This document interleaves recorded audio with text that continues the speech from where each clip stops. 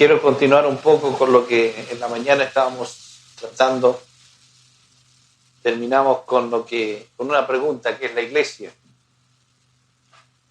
Y quiero que abramos la Biblia en Efesios capítulo 2. La verdad es que salir de Efesios es muy difícil, ¿no?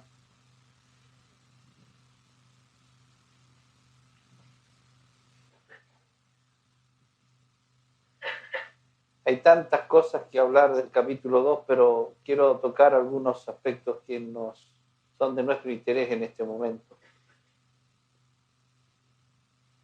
Pablo le recuerda a los de Éfeso: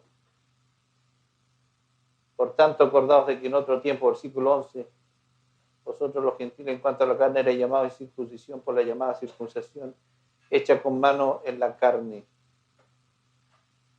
Y les recuerda la tristeza de su estado. En aquel tiempo estabais sin Cristo, alejados de la de Israel y ajenos a los pactos de la promesa, sin esperanza y sin Dios en el mundo. Aquí en Efesios hay unos peros gloriosos. Y este otro de los peros gloriosos. Pero, versículo 13, ahora en Cristo Jesús, vosotros que en otro tiempo estabais lejos, habéis sido hechos cercanos por la sangre de Cristo. ¿Cuál era la condición de los gentiles? Para los israelitas la humanidad se dividía en dos: Israel, el pueblo escogido, y el resto, los gentiles, el resto de las naciones. La situación de los gentiles era la siguiente: eran incircuncisos, es decir, gente que no pertenece al pueblo de Dios. Estaban sin Cristo, es decir, sin la esperanza de un Mesías, alejados de la ciudadanía de Israel, ajenos a los pactos de la promesa, sin esperanza y sin Dios en el mundo. O sea, no tenían nada. Pero ahora, la palabra pero cambia completamente la condición de los gentiles. Esta era la condición de ustedes, dice Pablo, pero ahora hay un gran cambio. Ahora aquel pueblo gentil tiene la misma posibilidad que los israelitas. ¿Por qué? Porque llegó el Mesías esperado. Vosotros que en otro tiempo estabais lejos, habéis sido hechos cercanos. Bendito sea el Señor. Nos llegó la hora a nosotros. Cristo es la simiente de Abraham, el cumplimiento de la promesa, el siervo fiel, el ungido que vino para bendecir a todas las naciones. Y serán benditas en ti todas las naciones de la tierra. En la Pascua ustedes saben que los israelitas sacrificaban, mejor dicho, un cordero para expiar el pecado del pueblo de Israel. En cambio, Cristo, el Cordero de Dios, que quita el pecado del mundo, no solamente el de Israel, en Cristo, en Él, los que estábamos lejos fuimos hechos cercanos. Ahora con Cristo la bendición de Abraham alcanzó a todos los gentiles. ¡Qué bendición! Pero esto nos da una lección, hermanos queridos. Yo quisiera que leyéramos varios versículos aquí. Gálatas 3, 26, 28 dice: pues todos sois hijos de Dios por la fe en Cristo Jesús. Ya no hay judío ni griego, no hay esclavo ni libre, no hay varón ni mujer, porque todos vosotros sois uno en Cristo Jesús. Gálatas 6, 15.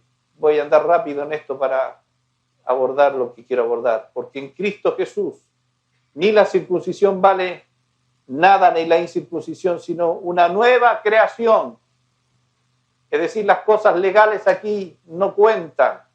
Aquí lo que cuenta es una nueva creación. Bendito sea el Señor. Los gentiles son coherederos, Efesios 3:6, y miembros del mismo cuerpo y copartícipes de la promesa en Cristo Jesús por medio del Evangelio.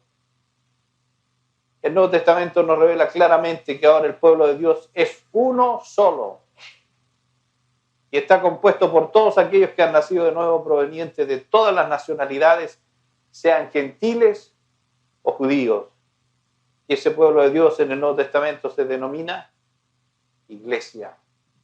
Amén.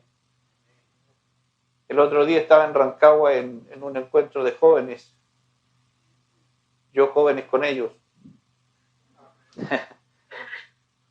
Y había un muchacho que fue a ese retiro, un hombre ya de 33 o 32 años, fue acompañando unas primas y resultó ser que él era musulmán. Y cuando escuchó la palabra, terminó totalmente confundido en lo que él creía. Yo hablé de José. Bendito José. Siempre digo que lo voy a abrazar un día cuando llegue al cielo. Me dice, yo escuché tantas veces a José, de José, leí de José, conozco esa historia, conozco la Biblia, conozco el Corán, conozco los padres de la iglesia porque había sido seminarista católico por muchos años. Era un hombre que tenía mucha cabeza. Dice, pero esto me mató. Yo creo que algo está pasando conmigo. ¿Qué cree usted que está pasando? Me dice. ¿Sabe lo que te está pasando? Que Cristo está entrando en tu vida. Me dice, yo creo que sí, porque esto era lo que yo andaba buscando hace tiempo. Y la verdad es que él se entregó al Señor. Y me dijo, ¿sabe que me llamaron de la mezquita donde yo soy dirigente? Para remate era dirigente de la mezquita.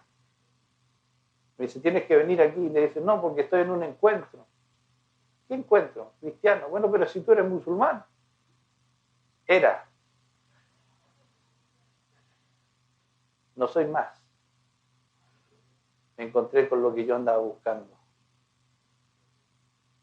Para Dios no hay judío ni griego, esclavo ni libre, varón ni mujer, musulmán o budista. Cualquiera que viene a Él va a ser transformado. Amén. Bueno, ¿por qué Pablo tocaba estos aspectos? Pablo no escribe por escribir. No es que a él se le ocurrió mandar una epístola, una carta a los Efesios. Hay un peligro de división en la iglesia de Éfeso. Usted dice, pero ¿cómo peligro de división si está linda la carta? Pero vamos a entender un poco el contexto de esto. En la introducción de esta carta uno puede darse cuenta que Pablo se dirige no solo a la iglesia de Éfeso, sino se cree que se dirigía a la iglesia en general. Pero Éfeso era la capital de la provincia de Asia, era una ciudad importante. El apóstol fue quien fundó la iglesia allí. ¿Se acuerdan que estuvo 3 años de una labor apostólica y después establecida en esa ciudad una gran comunidad de discípulos del Señor? Desde allí evangelizó prácticamente Asia.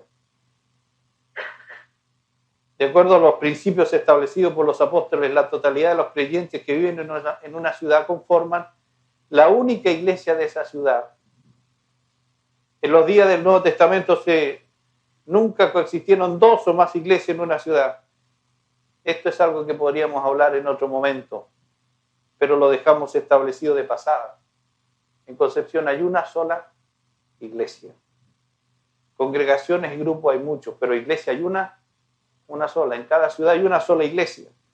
Aunque esto choque con la mentalidad existente, históricamente hablando, pero el Señor mira una sola iglesia. Él no mira los locales, no mira los nombres, no mira los estatutos, porque con estatutos y todo uno se puede ir al infierno. Pero yo creo que lo importante es que Él nos mira a nosotros como personas. Para Él la iglesia son personas redimidas por la sangre de Cristo. Lo demás son elementos que la iglesia puede usar. Y dicen Hechos 20:17 que enviando desde Mileto a Éfeso hizo llamar a los ancianos de la iglesia. Observemos que la palabra iglesia está en singular y no en plural. Porque en Éfeso la totalidad de los cristianos, fueran judíos o gentiles, formaban una sola iglesia. Pero ahora, estando Pablo en la cárcel de Roma, se entera que hay un peligro de división en esa ciudad. porque no eran pocos hermanos, eran bastantes. Las viejas raíces étnicas rebrotaron, creando una amenaza de división. La comunidad cristiana en Éfeso estaba formada por miles de cristianos de origen judío y miles de cristianos de origen gentil, con culturas, costumbres y tradiciones diferentes. Los cristianos judíos se sentían hijos de Dios de primera categoría. Escuchen bien esto. Discriminaban a los cristianos gentiles. Además, querían imponerles sus ordenanzas y costumbres religiosas. Básicamente, esto es lo que creaba el peligro de la división. ¿Y cuál sería la consecuencia de una división de esta naturaleza? Que habrían dos iglesias en una misma ciudad, una iglesia judía y otra de origen gentil. Pablo escribe esta epístola para acabar definitivamente esta posibilidad. ¿Y qué temas toca? Con autoridad apostólica, Pablo establece para los cristianos de Éfeso y de cualquier otra ciudad del mundo y para los cristianos de todos los siglos que la iglesia del Señor es una sola y que según el propósito eterno de Dios jamás debe ser dividida. Ese es el tema central de la epístola. Así que, hermanos queridos, nosotros ni siquiera pensemos en tal cosa. Versículos 14 al 22 dice, porque Él es nuestra paz, que de ambos pueblos hizo uno, derribando la pared intermedia de separación, aboliendo en su carne las enemistades, la ley de los mandamientos expresados en ordenanzas, para crear en sí mismo de los dos un solo y nuevo hombre, haciendo la paz, y mediante la cruz reconciliar con Dios a ambos en un solo cuerpo, matando en ella las enemistades. Y vino y anunció la buena nueva de paz a vosotros que estabais lejos y a los que estaban cerca, porque por medio de Él los unos y los otros tenemos entrada por un mismo espíritu al Padre. Así que ya no sois extranjeros ni advenedizos, sino conciudadanos de los santos y miembros de la familia de Dios, edificados sobre el fundamento de los apóstoles y profetas, siendo la principal piedra del ángulo Jesucristo mismo, en quien todo el edificio bien coordinado va creciendo para ser un templo santo en el Señor, en quien vosotros también sois juntamente edificados para morada de Dios en el Espíritu. Aleluya. ¿A qué se refiere al decir la pared intermedia de separación? En el atrio del templo había una pared que separaba el atrio o el patio de los gentiles del atrio de los judíos, que estaba enseguida al templo. Habla de los que están cerca y los que están lejos. En esa pared había una puerta sobre la cual había una inscripción que decía: cualquier gentil que traspase esta puerta debe morir apedreado. No era fácil el asunto allí en el templo. Dios le revela a Pablo que cuando Jesús murió en la cruz, ¿se acuerda lo que pasó? No solo se rasgó el velo, sino que también esa pared fue derribada, espiritualmente hablando. Qué tremendo es ese momento. Yo creo que muchos todavía no lo entienden, el beneficio que Dios nos dio al rajar el velo, ese velo grueso que hacía temblar a todos los sumos sacerdotes, porque nadie podía entrar allí al otro lado sin un sacrificio perfecto. Pero Dios, cuando Jesús murió en la cruz, dijo: acepté el sacrificio perfecto, no hace más falta esto, y lo rompió en dos partes. Se acabó, lo viejo se acabó, ahora hay entrada por una sola vía, a mí. Todos pueden venir a mí a través de mi Hijo. Nadie viene al Padre sino por mí, dice Jesús. Bendito sea el Señor. Es más fácil ahora, ¿no es cierto? No hay tantas complicaciones, tantas ceremonias. Ahora hay que ir a Jesús. No hay que ir a una piedra ni a un cuero, como era la tabla de la ley y después los cueritos, esos, ¿no? Ahora hay que ir a una persona que se llama Jesucristo y hablar con Él, humillarse ante Él, y Él nos lleva al Padre cuando nos hemos arrepentido. Bendito sea el nombre del Señor. Había esa pared que dividía a los judíos de los gentiles, pero fue destruida. Yo siempre digo esto: qué tragedia más grande en Jerusalén. Dios se cambió de templo y nadie se dio cuenta. Cuando tú te cambias de casa, ¿se da cuenta la gente? Todo el mundo se da cuenta, ¿no? Hasta los carabineros le piden a uno permiso de salvoconducto porque lleva muebles para otra parte. Pero en aquel momento que Jesús se trasladó de templo, nadie se dio cuenta. Y qué tremendo fue eso, ¿eh? Qué tremendo. Él dice, destruid este templo y en 3 días lo levantaré. Todo el mundo empezó a pensar en el templo de Jerusalén. Jesús se refería a ese templo con 2 pies. A Dios no le gustó el templo que estaba ahí, inmóvil, y ya no tenía sentido.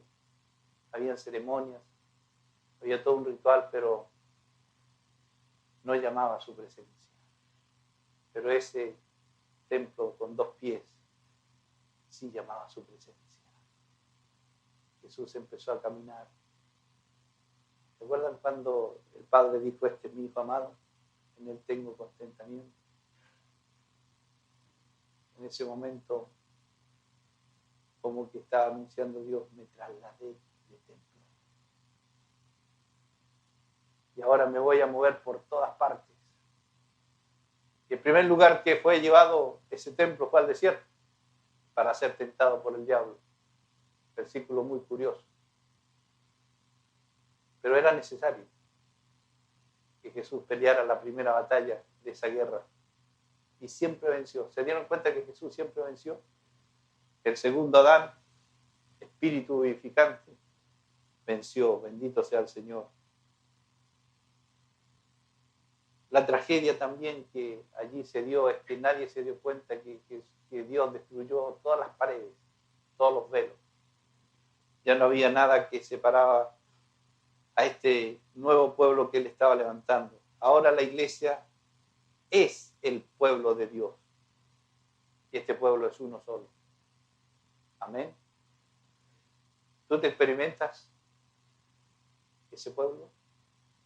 Pero lo curioso es que otros que conocen a Cristo también son de ese pueblo.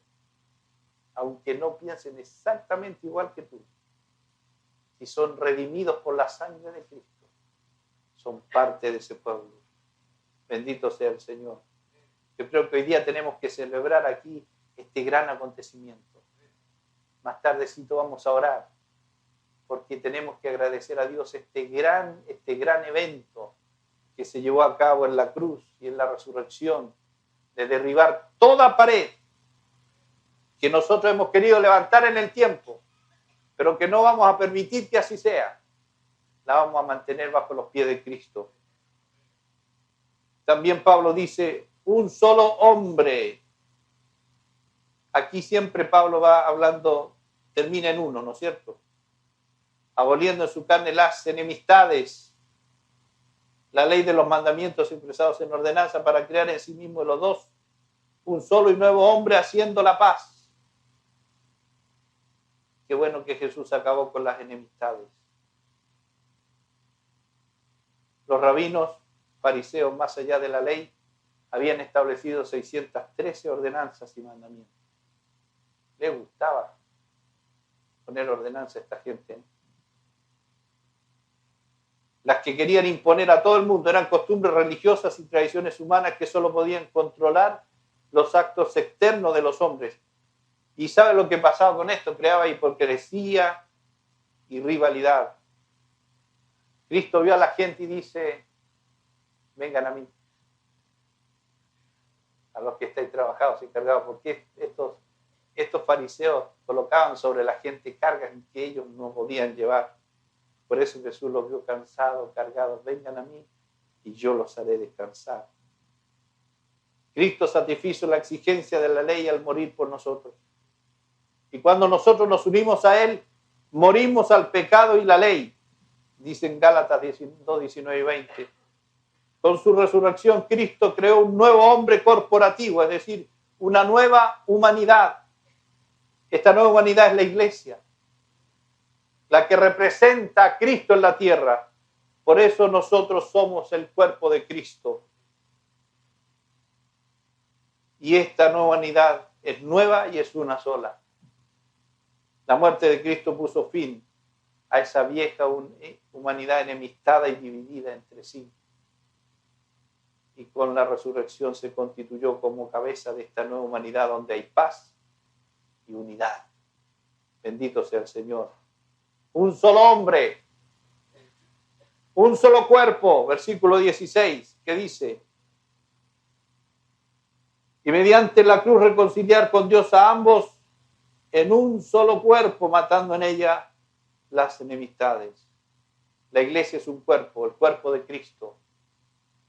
Esta es la figura predominante de la iglesia en todo el Nuevo Testamento. Cristo es la cabeza del cuerpo y todos los creyentes, todos los miembros de ese cuerpo somos partícipe con Él.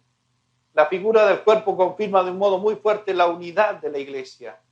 Cristo tiene un solo cuerpo. Un cuerpo dividido es una contradicción. ¿Ustedes vieron algún cuerpo dividido? Si tú encuentras que tu mano es linda, bien formadita, bien delicada, y la cortas y la metes en un frasco y la tienes allí, ¿de qué te sirve? Se acabó la mano. Se separó del cuerpo, no sirve más para nada. ¿Qué cosas absurdas hemos hecho en el tiempo? Alguien encontró que tenía un ministerio muy especial y dice: yo voy a ayudar a la iglesia. Yo más de alguna vez le pregunté a alguien de esa naturaleza: ¿y tú qué eres? Si alguien no es de la iglesia, no puede ayudar a la iglesia. Porque la iglesia se edifica entre sí. Cada miembro tiene algo que aportar. Amén. Somos el cuerpo de Cristo. Todos los cristianos, seamos gentiles, judíos, somos miembros de la misma iglesia, del mismo cuerpo. Trasladémonos a nuestra realidad actual. Hoy día no hablamos de judíos y gentiles. Hoy día hablamos de una realidad más triste todavía. La pregunta típica es: ¿de qué iglesia eres tú? No me gusta cuando se habla de las iglesias en la ciudad. Porque la verdad es que la iglesia es una sola. Yo he enseñado a los hermanos esto, que cuando le pregunten de qué iglesia es, hagan otra pregunta: ¿cuántas iglesias vino a establecer Jesús? La respuesta es obvia: una sola. De esa soy yo. No hay más. Pero ¿cómo? El nombre, eso no interesa. Tenemos que tener un nombre por razones de la división, quizás. Por razones jurídicas tampoco tendríamos que justificar eso. Porque uno podría poner un nombre cualquiera, menos iglesia.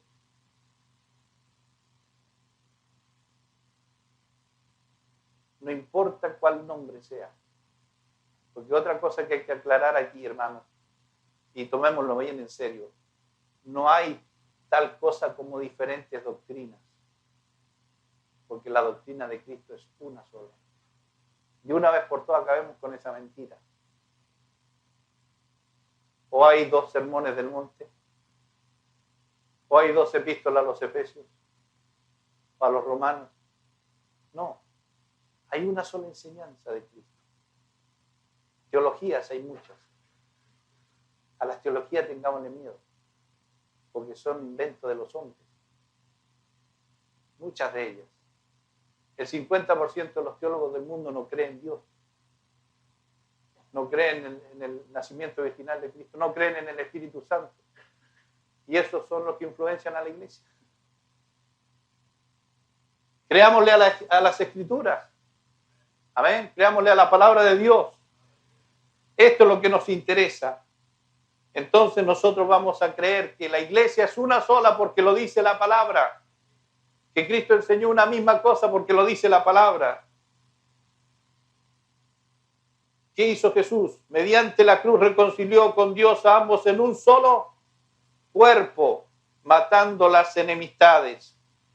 Es una doble reconciliación, porque la enemistad también era un doble sentido con Dios y con los hombres. Cristo cargó en él, en su cuerpo, nuestras enemistades y las mató con su muerte. Bendito sea el Señor. Nos reconcilió con Dios y con nuestros hermanos y nos hizo uno en un cuerpo. ¿Qué derecho tenemos nosotros a resucitar lo malo? tenemos que acabar con las enemistades, porque el Señor ya acabó con ellas. Hermanos, escuchemos bien esto. No podemos tener enemistades como hijos de Dios. Tenemos paz para con Dios y consecuentemente paz para con los hombres, con los que están reconciliados con Dios.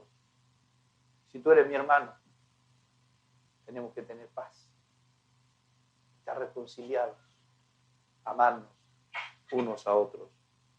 Un solo sacerdocio. Ahora, todo lo que estoy hablando, hermano, está basado en Cristo, en lo que Él es y en lo que Él hizo. Versículos 17 y 18. Y vino y anunció las buenas nuevas de paz a vosotros que estabais lejos y a los que estaban cerca, porque por medio de Él los unos y los otros tenemos entrada por un mismo espíritu al Padre. En el Antiguo Testamento los únicos que podían entrar al templo eran los sacerdotes, los descendientes de Aarón.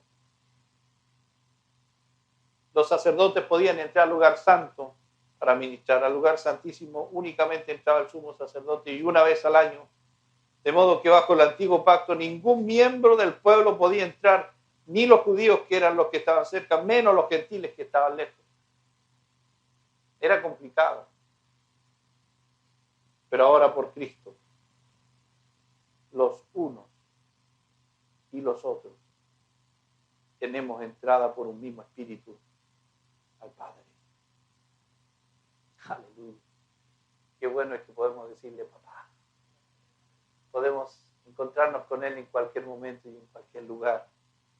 Ahora somos miembros del pueblo de Dios.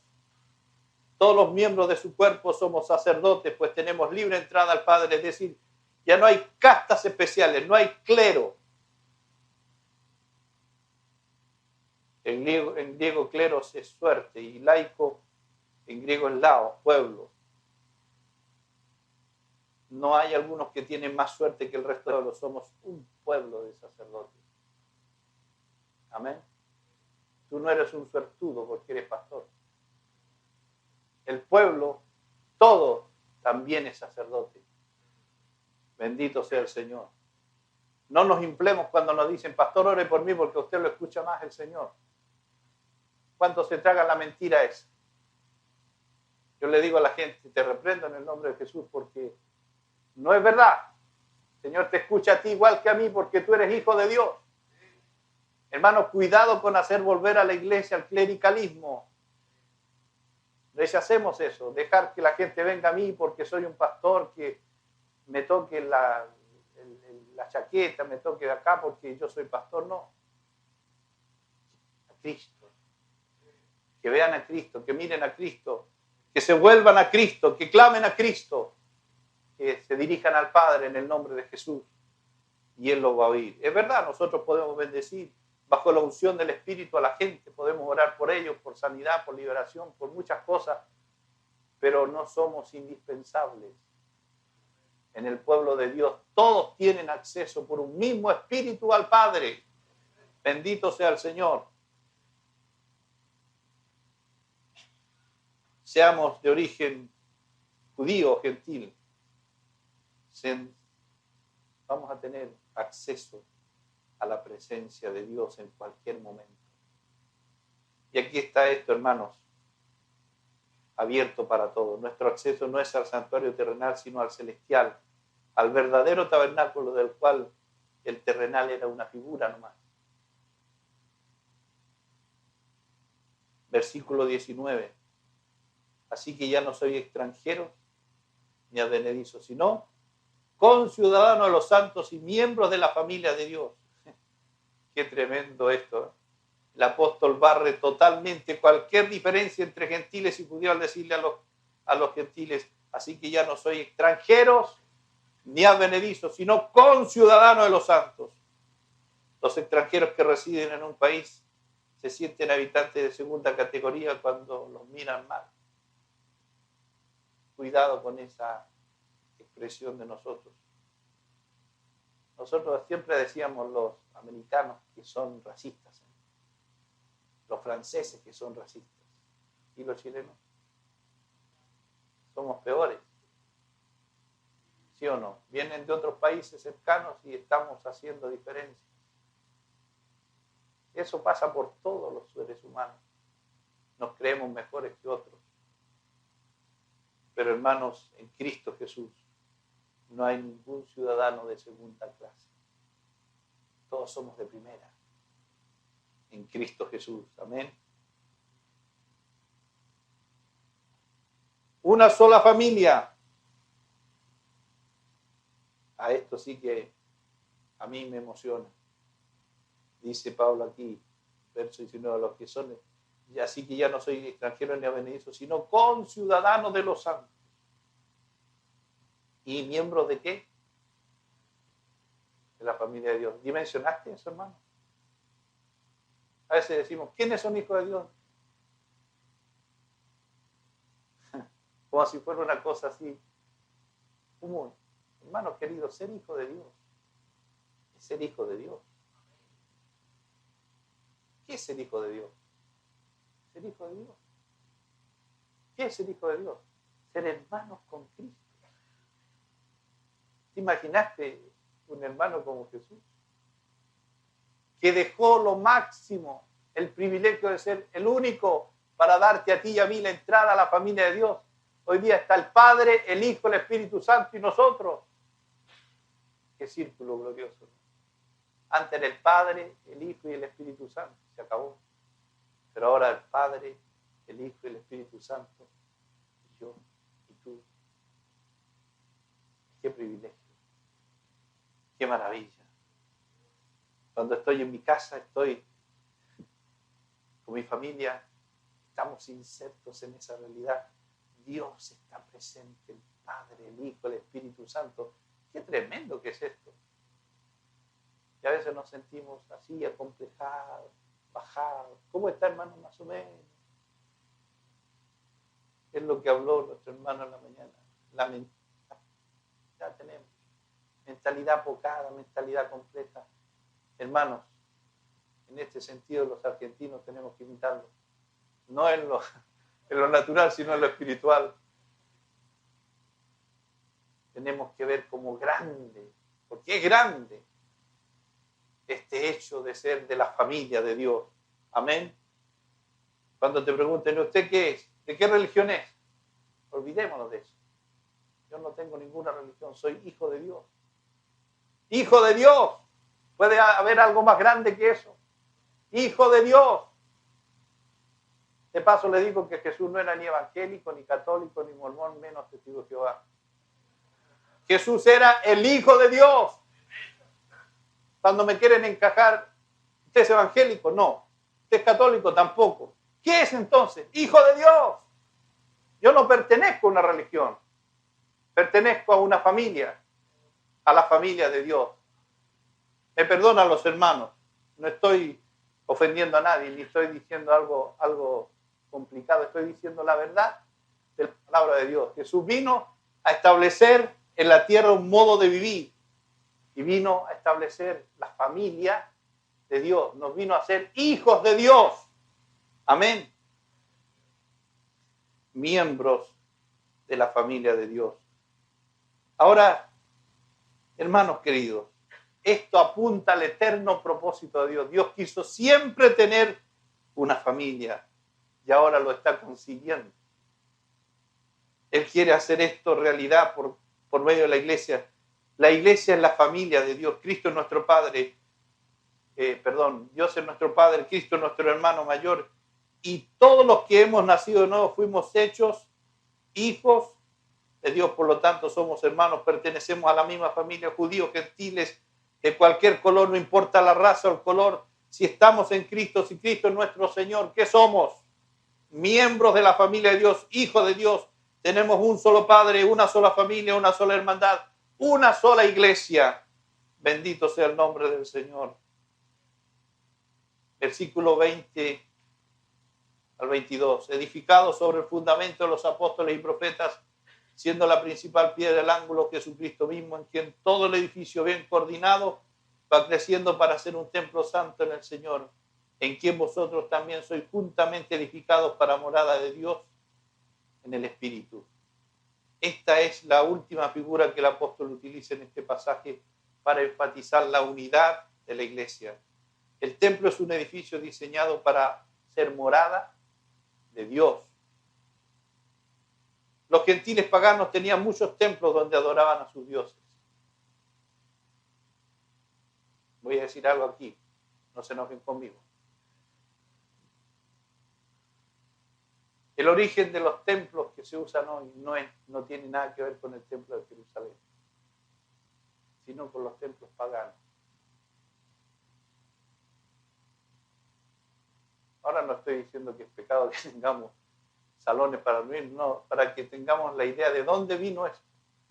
Porque los hermanos al principio en Jerusalén se reunían en un patio del templo, y no era el patio de los judíos, era el patio de los gentiles, el patio de más afuera, porque no les permitían entrar al otro patio. Pero eso era circunstancial, la iglesia se reunía generalmente por las casas.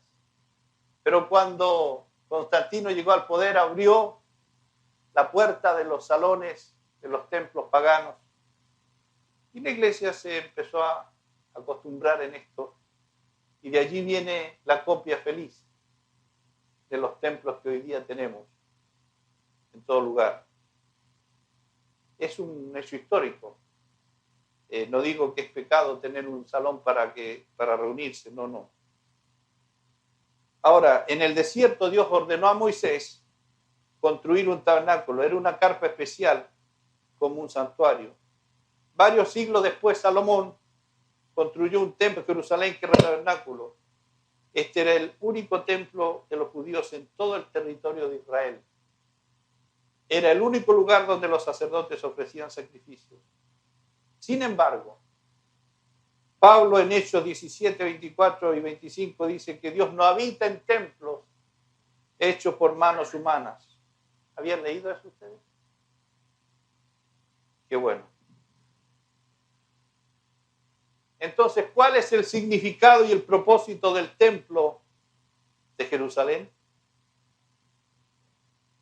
Saben que apenas eso era la figura del verdadero templo que Cristo levantó con su muerte y resurrección.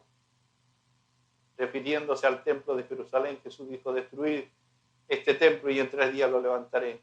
Estaba ahí cerquita. El Nuevo Testamento nos enseña que nosotros somos el templo de Dios. La Biblia nunca llama iglesia a un edificio material ni un lugar de reuniones. Nosotros somos el verdadero templo de Dios, la casa de Dios, la morada de Dios. No se van a enojar conmigo por esto, ¿no? ¿Saben el gran problema que tiene el Señor con nosotros? Es que Él nos dio un mandamiento: id y haced discípulos. Nosotros cambiamos ese mandamiento y decimos: id y buscar la gente que venga a las reuniones. Jesús iba donde estaba la gente. Nosotros queremos que la gente venga donde estamos nosotros. ¿Y saben cuál es el problema? Es que no hemos entendido bien que nosotros somos el templo de Dios. ¿Cuántas horas quiere morar Dios en el templo suyo? Todo el tiempo. Somos morada de Dios en el Espíritu, para que Él more siempre en nosotros. Hay unas contrariedades tremendas en la vida de la iglesia. Cuando estamos en un culto, qué glorioso que es el culto. Salimos del culto y como que algo cambia. Llegamos a la casa como que se olvida que fue tan lindo el culto. Hay discusiones, hay palabras de calibre grueso, quizás no garabatos, pero ofensas, roces, malos entendidos. Eso no pasa con ustedes, ¿no? Pero yo lo digo nomás. Es que de repente parece que cambia las cosas, el escenario parece que fuera diferente. Aquí, por ejemplo, decimos: estamos en la presencia de Dios, y allá afuera, ¿dónde estamos? Si Dios habita en nosotros, somos templo de Dios. ¿Qué quiere Él? Que su presencia vaya con nosotros a la calle, a la casa, al colegio, a la universidad, al trabajo, a la fábrica, a la oficina.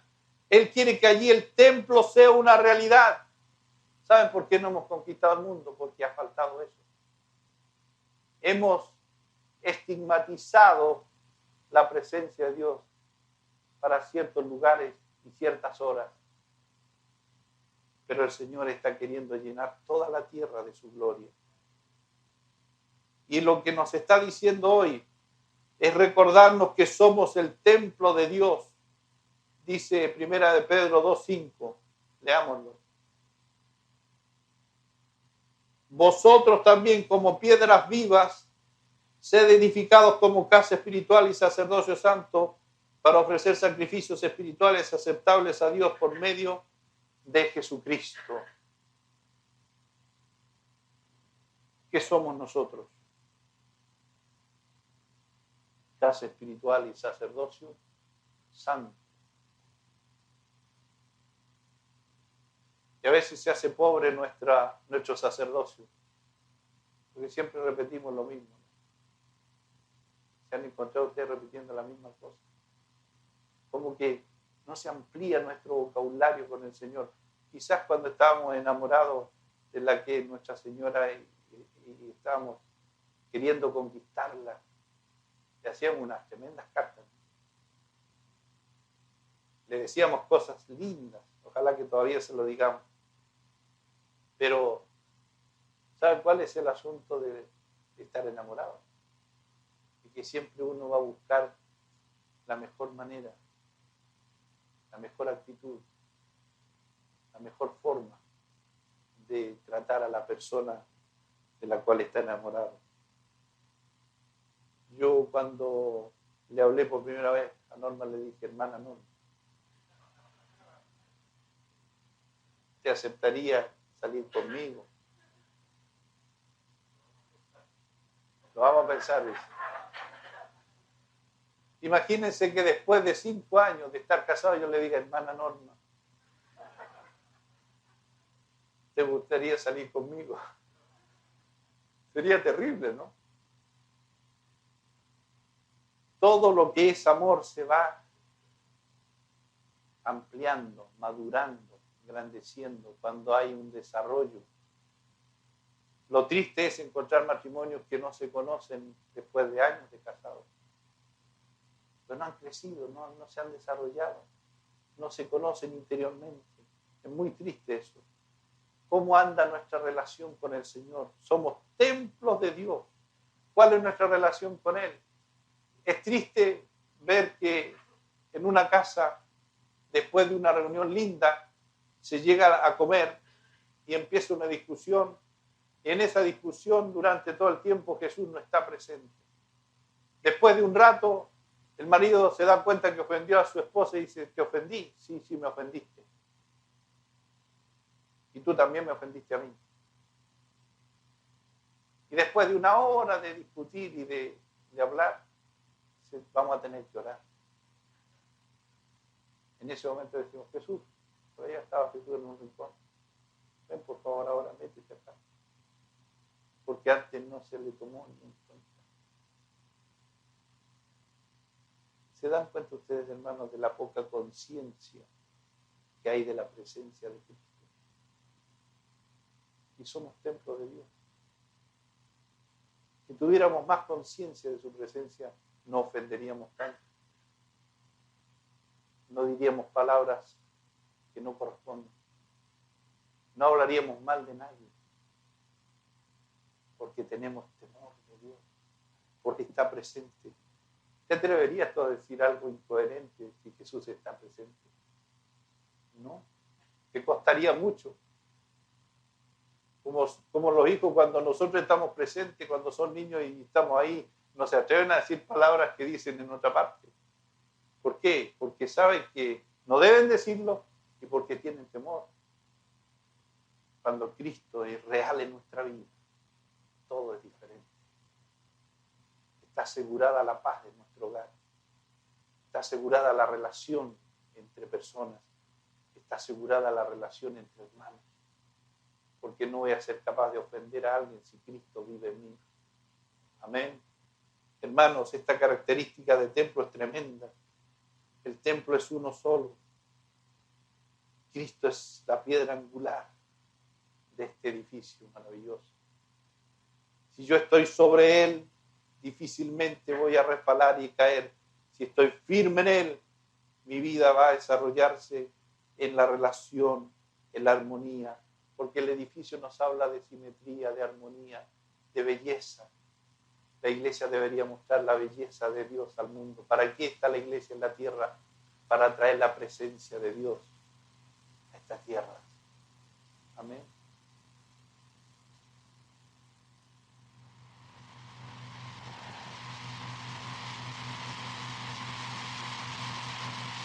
No estamos llenando un espacio de tiempo cuando alabamos y adoramos. Estamos rindiéndole honor a Él. A mí me molesta a veces cuando estamos entre dos o tres y como que no tenemos ganas de alabar.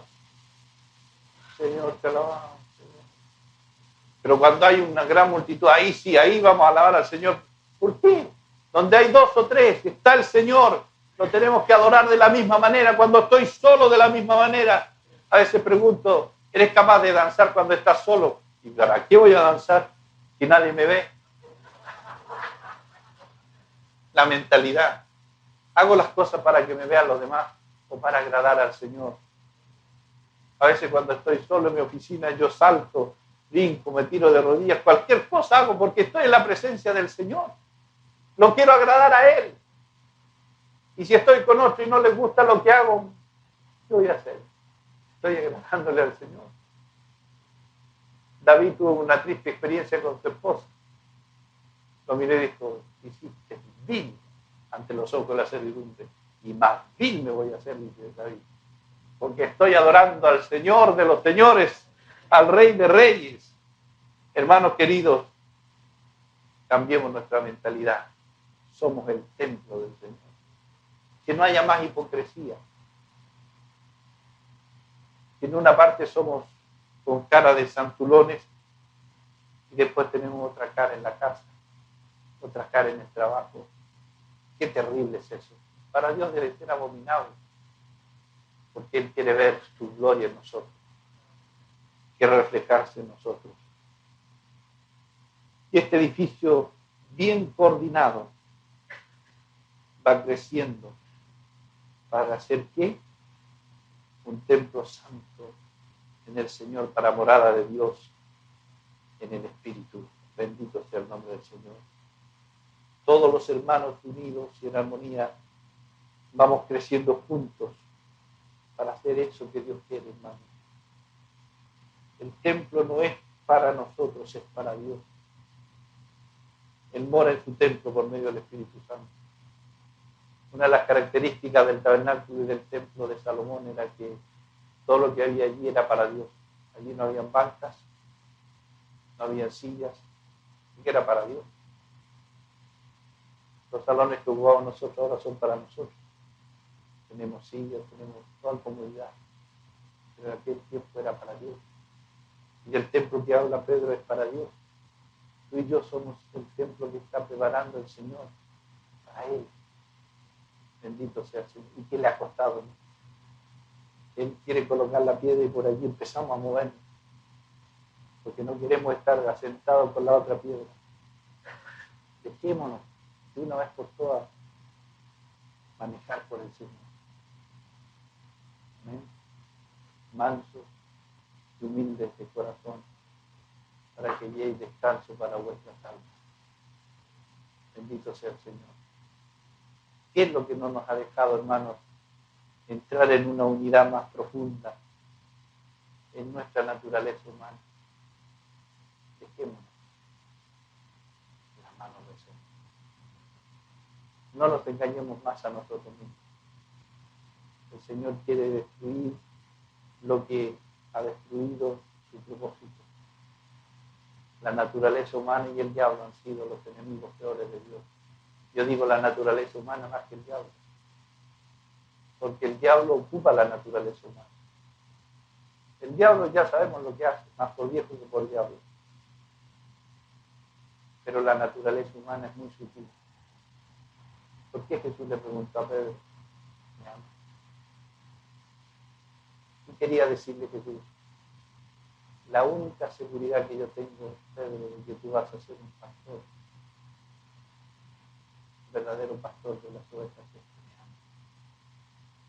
No me interesa tu habilidad, no me interesa tu hombría, que no era tan hombría, no me interesa tu fortaleza física, me interesa tu amor, que me ames.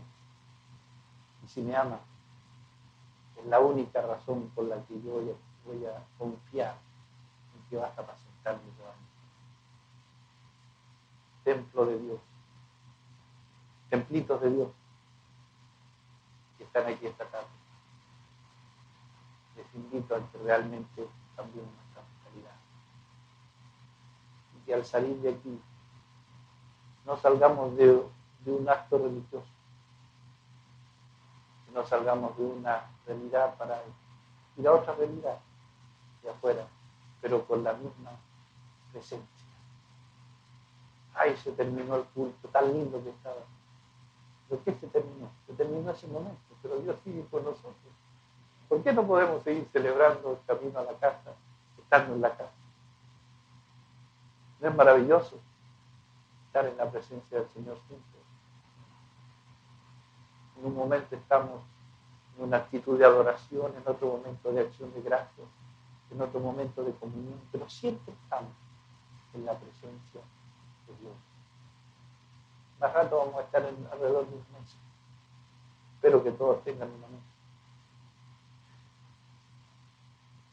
¿Qué vamos a hacer ahí? ¿Nos vamos a olvidar del Señor? No, vamos a estar gozosos en la comunión.